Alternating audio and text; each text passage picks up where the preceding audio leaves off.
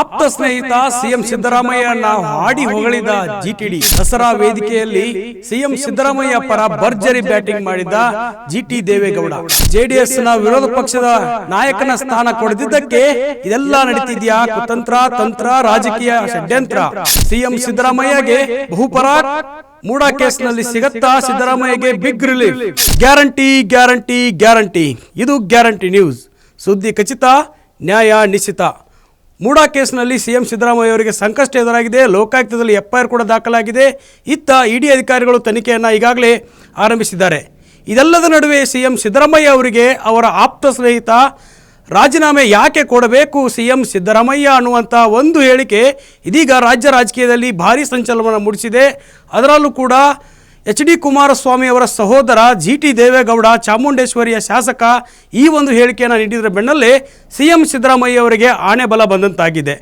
ಮೈಸೂರು ದಸರಾ ವೇದಿಕೆಯಲ್ಲೇ ಈ ಒಂದು ಹೇಳಿಕೆಯನ್ನು ನೀಡೋದ್ರಿಂದ ಸಿಎಂ ಸಿದ್ದರಾಮಯ್ಯ ಅವರಿಗೆ ಭಾರೀ ಸಂತಸ ತಂದಿದೆ.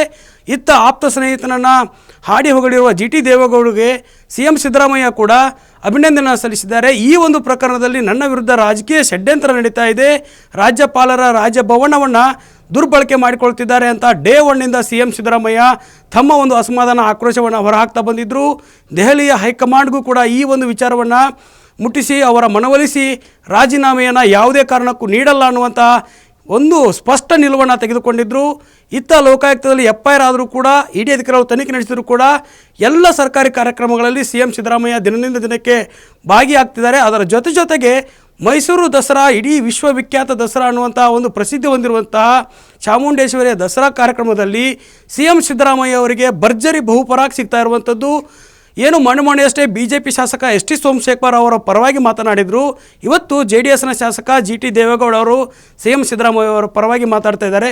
ಹೀಗೆ ಮೂಡಾ ಪ್ರಕರಣದಲ್ಲಿರುವಂಥ ಹಲವಾರು ಪ್ರಕರಣಗಳಲ್ಲಿ ಸಾಕಷ್ಟು ಹೆಸರುಗಳ ಸೈಟ್ಗಳನ್ನ ಪಡ್ಕೊಂಡಿದ್ರು. ಆ ಸೈಟ್ಗಳು BJP JDS ನಾಯಕರ ಹೆಸರಲ್ಲೂ ಕೂಡ ಇದೆ ಅನ್ನುವಂಥ ಆರೋಪವನ್ನು ಡೇ ಒನ್ನಿಂದ ಬೈರತಿ ಸುರೇಶ್ ಅವರು ಮಾಡಿದರು.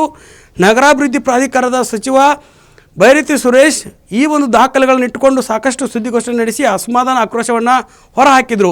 ಇದೆಲ್ಲದರ ನಡುವೆ ಇದೀಗ ಸ್ವಪಕ್ಷೀಯ ನಾಯಕ, ಅದರಲ್ಲೂ ಕೂಡ ಕುಮಾರಸ್ವಾಮಿ ಅವರ ಸಹೋದರರೇ ಸಿದ್ದರಾಮಯ್ಯ ಪರ ಇವತ್ತು ಬ್ಯಾಟಿಂಗನ್ನು ಬೀಸ್ತಿದ್ದಾರೆ. ಈ ಒಂದು ಸಿಎಂ ಸಿದ್ದರಾಮಯ್ಯ ಅವರಿಗೆ ಜಿಟಿ ದೇವೇಗೌಡ ಒಂದು ನೀಡಿರುವಂಥ ಹೇಳಿಕೆ ಸಾಕಷ್ಟು ಬಲ ತುಂಬಿದೆ. ಅದರಲ್ಲೂ ಕೂಡ ಮುಂದಿನ ಕಾನೂನು ಹೋರಾಟಕ್ಕೆ ಬಹಳ ಅತ್ಯಧಿಕವಾಗಿ ಅದರಲ್ಲೂ ಕೂಡ ಬೆಂಬಲವಾಗಿ ನಿಲ್ತಾ ಇದೆ. ಅದರಲ್ಲೂ ಕೂಡ ಇನ್ನೂ ಕೆಲವೊಂದಿಷ್ಟು ಶಾಸಕರು ಸಿದ್ದರಾಮಯ್ಯ ಪರ ನಿಂತರೆ BJP ಮತ್ತು JDS ನಾಯಕರಿಗೆ ವಿರೋಧವಾಗಿ ಕಾಂಗ್ರೆಸ್ನ ನಾಯಕರಿಗೆ ಒಂದು ಭುಜಬಲ ಬಂದಂಗಾಗುತ್ತೆ, ಬೆಂಬಲ ಸಿಕ್ಕಂತಾಗುತ್ತೆ. ಹೀಗಾಗಿ ಸಿಎಂ ಸಿದ್ದರಾಮಯ್ಯ ಈ ಒಂದು ಪ್ರಕರಣದಲ್ಲಿ ಸೇಫ್ ಆಗ್ತಾರಾ, ರಾಜೀನಾಮೆ ನೀಡದೆ ಮುಂದುವರಿತಾರಾ ಅನ್ನೋದಕ್ಕೆ ಸಾಕಷ್ಟು ಇಲ್ಲಿ ಒಂದು ಕುತೂಹಲ ಕಾಡ್ತಿರುವಂಥದ್ದು. ಅದರಲ್ಲೂ ಕೂಡ ಕುಮಾರಸ್ವಾಮಿಯವರೇ ಸಹೋದರನೇ ದೇವೇಗೌಡರ ಕುಟುಂಬದ ಜಿಟಿ ದೇವೇಗೌಡರ ಈ ಒಂದು ಹೇಳಿಕೆಯನ್ನು ನೀಡಿರೋದ್ರಿಂದ ಹಳೆ ಮೈಸೂರು ಭಾಗದಲ್ಲಿ ಸಿಎಂ ಸಿದ್ದರಾಮಯ್ಯಗೆ ಒಳ್ಳೆಯ ಬೆಂಬಲ ಸಿಗ್ತಾ ಇರೋದು ಒಂದು ಕಡೆ. ಆದರೆ ಮುಂದಿನ ರಾಜ್ಯ ರಾಜಕೀಯದ ಬದಲಾವಣೆ ಯಾವ ರೀತಿ ಆಗುತ್ತೆ ಅನ್ನೋದನ್ನು ಕಾದು ನೋಡೋಣ.